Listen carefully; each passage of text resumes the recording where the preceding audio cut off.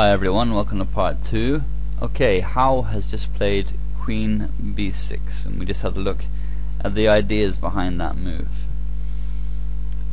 So, Lamy answered with c5, which is, indirectly defending the d4 pawn from queen takes with check. And this gains space on the queen side and it's preparing to sacrifice a pawn temporarily and clear the c4 square for the knight, which is one of the things that white has played for. Both sides are playing for squares and space. So after d takes c5 comes knight c4 with tempo because it attacks the queen.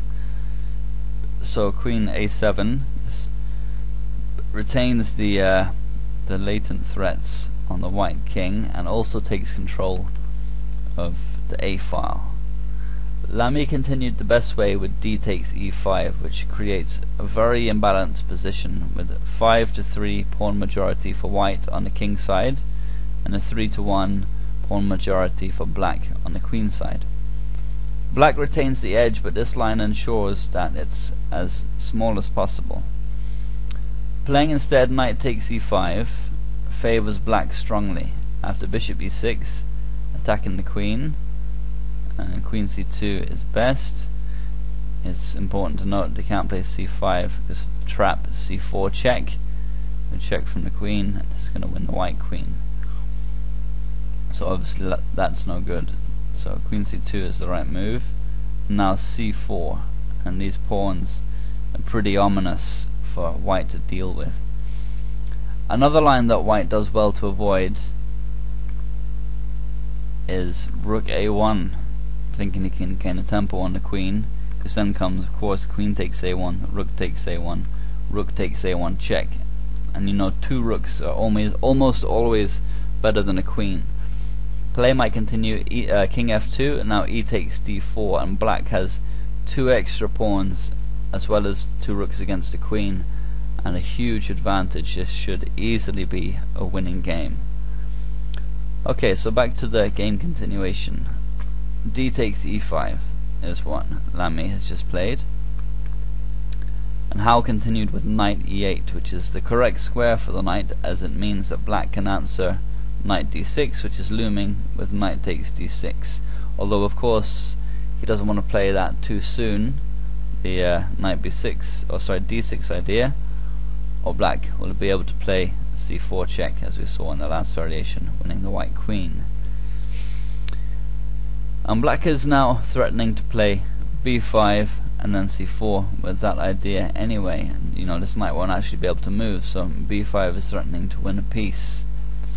So Lamy answered with queen e3, which just relieves this tactical pressure on the white king and nips any of those problems in the bud. And again, he doesn't want to play rook a1. The pawns are exchanged now, but it's still very bad. Queen takes a1, rook takes a1, rook takes a1 check. And this is very favourable for black. For example, king f2, bishop e6. This is a very awkward pin to deal with. It's threatening b5 straight away. It's going to win the knight. So queen c2, but now bishop takes c4, queen takes c4, rook d2 check. And black is winning the g2 bishop after king e3, rook takes g2. And the win is relatively straightforward, although black must take care tactically. So queen e3 anyway, and now b5. Black gets to play this move anyway, and it's clear that his pawn majority is going to achieve activity a lot quicker than Lamy's on the king side, and he can't advance these without making more king side weaknesses in any case. So here he has to move the knight, and he played knight d2, but this adds to black's advantage. Better was knight d6, despite the fact that black can play knight takes d6. This is okay because it undoubles the pawns and he can try and get some play in the center.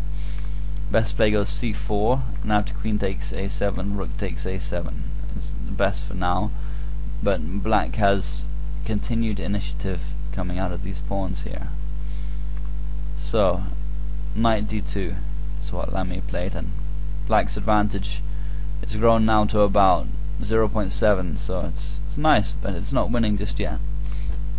So c4, so pinning the white queen to the king.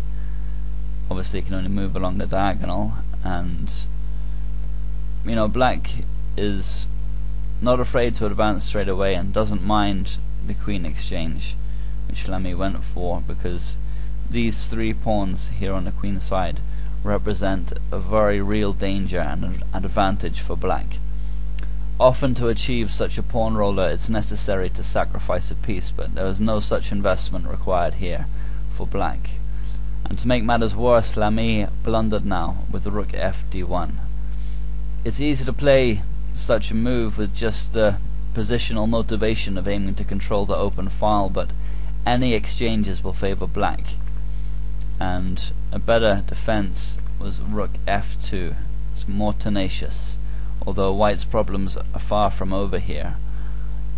Facing a pawn roller like this is an incredibly difficult task if there's no immediate way to hold it back, or counterplay of any kind. And the bishop on g2 is remaining incredibly passive in these positions, and it's fair to say that Howe has proved the weakening moves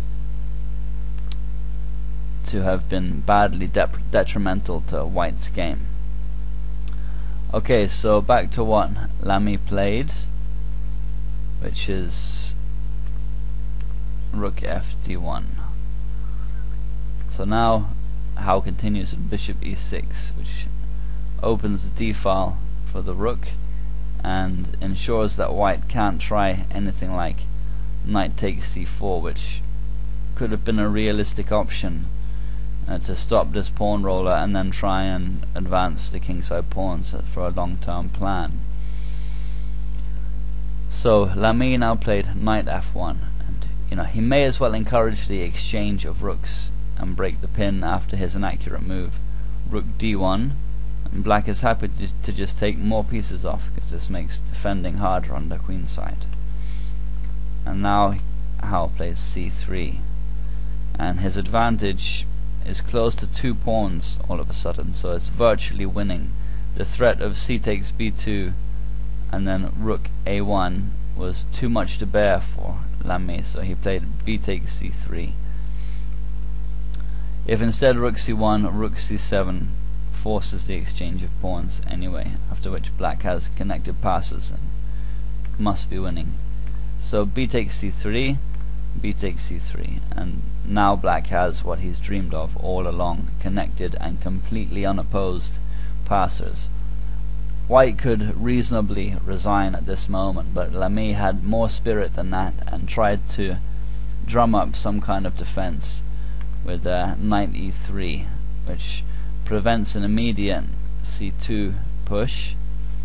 So b4 is good enough instead, and now bishop f1, finally getting some activity for the bishop by undeveloping it back to f1. And white can now perhaps try to get a piece to c4, and he can also move his rook without having to worry about black playing rook a1 check.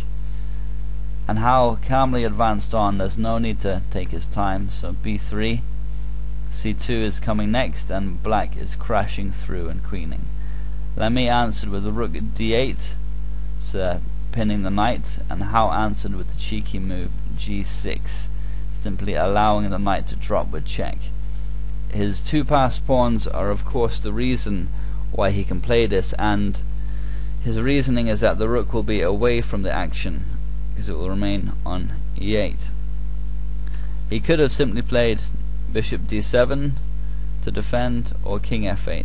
And I don't see any chances for counterplay in either line, but Howe's an aggressive player, and he likes to press on and not have his pieces tied down in any way. So g6, rook takes e8 check, g7, and now bishop d3, which is preparing to sack the piece back on c2 if black advances now, after which white might even be better. But of course Howe has seen this possibility when he sacked his knight, and the point is that he can now play rook d7, taking control of the vital d-file now that the white rook is on e8, and this is decisive.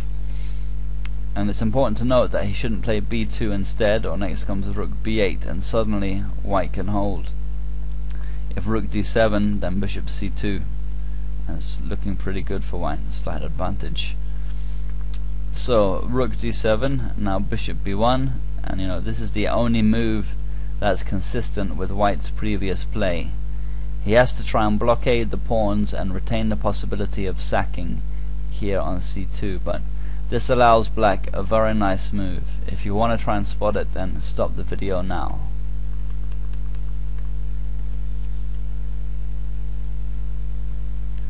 Rook d1 check is the move, a very powerful and forcing tactical idea. Rook takes b1 is threatened, so knight takes d1 is of course forced, and black goes a rook and a knight down. But the point is that now comes the beautiful final move, c2, and the black pawn on c2 here threatens the queen on 3 different squares, which is incredibly rare. And Lamy resigned at this moment, giving a very aesthetic final position for the game. How may it continue? The bishop is trapped, and c takes d1, queening with check is threatened if white moves the knight. Then it's tied to defending b1, because c takes b1 is also threatened. So knight c2 would be knight c3, sorry, would be the right move, but now comes a c1 queening, it's picking up the knight and going to be winning for black, obviously, so that's no good. Better is bishop takes c2, b takes c2, it's now threatening c takes d1 and queening, and if the knight moves, then c1 is queening. And this is the correct continuation for white anyway, so we may as well see what happens with best play. Rook d8 is the best move that white can do, at least holding on to the knight, but now comes c1 queening, and although white has 2 pawns and a rook against the queen, which could count for something, in many positions he's totally tangled up and losing quite quickly. The knight being pinned is a major issue that will tie him down, and it's almost certain there's a forcing line that will win quickly. So that's it, a great game from Wang, who is definitely one to watch for the future. He loves sharp games and has a very aggressive style, as I said, and as you saw in this game, brilliant attacking chess. So I hope you enjoyed it, and I will be back before long with the best game from the last few rounds of Tata chess. Thanks very much.